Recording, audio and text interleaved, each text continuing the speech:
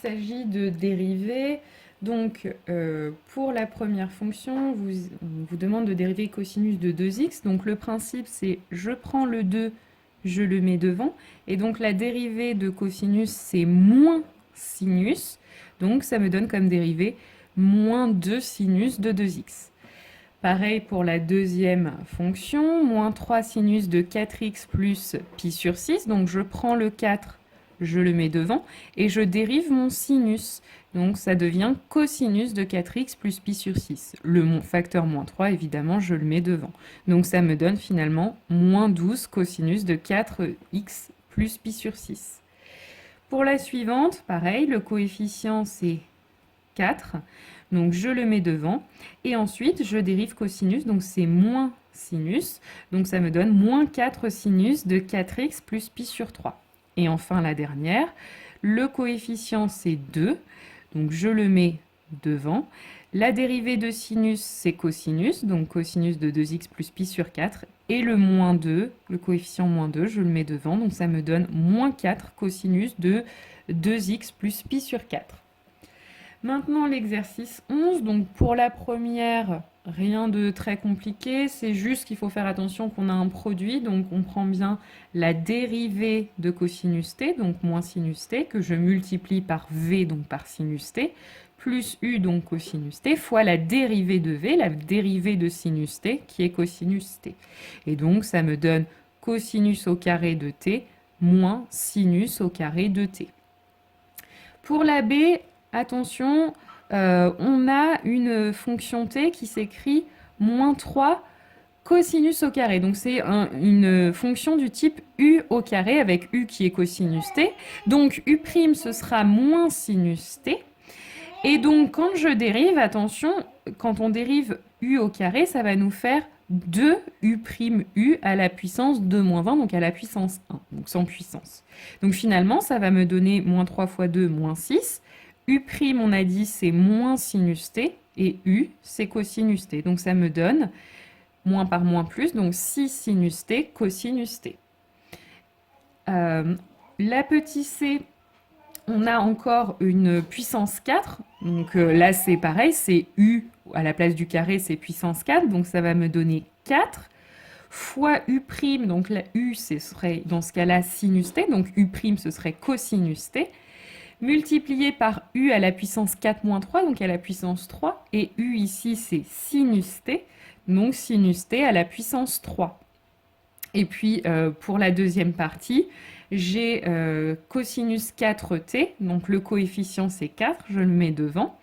Et la dérivée de cosinus, c'est moins sinus, donc ça me donne comme dérivée 4 cosinus t, sinus t à la puissance 3, moins 4 sinus 4t. Et enfin, pour la dernière, même chose, on a un coefficient à l'intérieur du sinus devant le t qui est moins 2. Et la dérivée de sinus, c'est cosinus, donc ça me donne moins 2 cosinus de moins 2t moins pi sur 4. Alors, pour l'exercice 40, on commence par vous demander de représenter la fonction g qui est cosinus de t moins pi sur 4 sur l'intervalle 0 de pi sur la calculatrice. Donc ça, j'espère que vous avez su le faire. Maintenant, on passe à la question 2. À quel intervalle appartient t moins pi sur 4 quand t appartient à l'intervalle 0 de pi. Donc ce qu'on fait, c'est qu'on écrit que t est compris entre 0 et 2 pi, et puis on soustrait partout pi sur 4, donc ça nous donne t moins pi sur 4, compris entre 0 moins pi sur 4 moins pi sur 4, et 2pi moins pi sur 4, 7pi sur 4. Et enfin, dernière question, on vous dit en déduire le tableau de variation de G. Donc, pour avoir le tableau de variation de G, déjà, il faut dériver. Donc, on dérive le coefficient qui est devant t ici, bah, c'est 1, donc je rajoute rien ici. Et la dérivée de cosinus, c'est moins sinus. Donc, la dérivée, ça va me donner moins sinus de t moins pi sur 4. Donc il va falloir maintenant chercher le signe de cette dérivée, donc chercher quand est-ce que moins sinus de t moins pi sur 4 est positif. Donc là, je résous l'inéquation, donc je commence par enlever les moins, donc attention, on retourne le signe. Et puis donc là, je vais me servir d'un cercle trigonométrique pour chercher quand est-ce que ce sinus est négatif. Et on a vu que t moins pi sur 4 est compris entre moins pi sur 4 et 7 pi sur 4. Donc, je vais tracer un cercle trigonométrique, placer moins pi sur 4 qui se place ici, et 7 pi sur 4, en fait, il faut juste imaginer qu'on a fait un tour de cercle, et en fait, on revient à cette graduation-là, pour chercher sur ce morceau de cercle, sur ce cercle, quand est-ce que mon sinus est négatif. Donc en fait, on s'aperçoit déjà quand on commence notre tour de cercle qu'effectivement, il va être négatif ici, tant qu'on est sous l'axe des abscisses. Donc c'est-à-dire quand t moins pi sur 4 est compris entre moins pi sur 4, et ici, on a 0. Là, je continue mon tour de cercle, tous les sinus sont positifs, et puis après, ça redevient négatif à partir d'ici. Or, qu'est-ce qu'on a ici? C'est pi.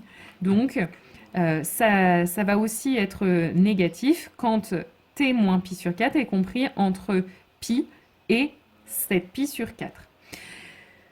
Si t moins pi sur 4 est compris entre moins pi sur 4 et 0, j'ajoute pi sur 4 partout pour obtenir un encadrement de t. Donc, on obtient 0 ici et pi sur 4 là. Et puis, je fais la même chose ici. Donc, ça me donne pi plus pi sur 4, 5 pi sur 4.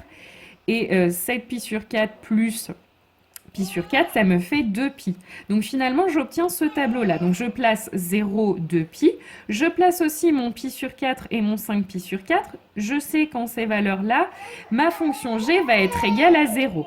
Et puis, on a vu que ma dérivée sera positive quand t sera compris entre 0 et pi sur 4, d'où le plus ici, et quand t sera compris entre 5 pi sur 4 et 2 pi, d'où le plus ici et un moins ailleurs.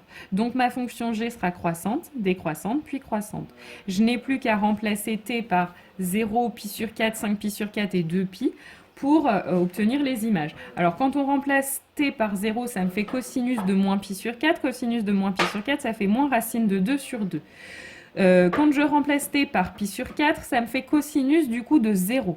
Et ça, c'est égal à 1. Quand je fais 5 pi sur 4 moins pi sur 4, ça me fait pi. Donc je vais chercher le cosinus de pi. C'est moins 1.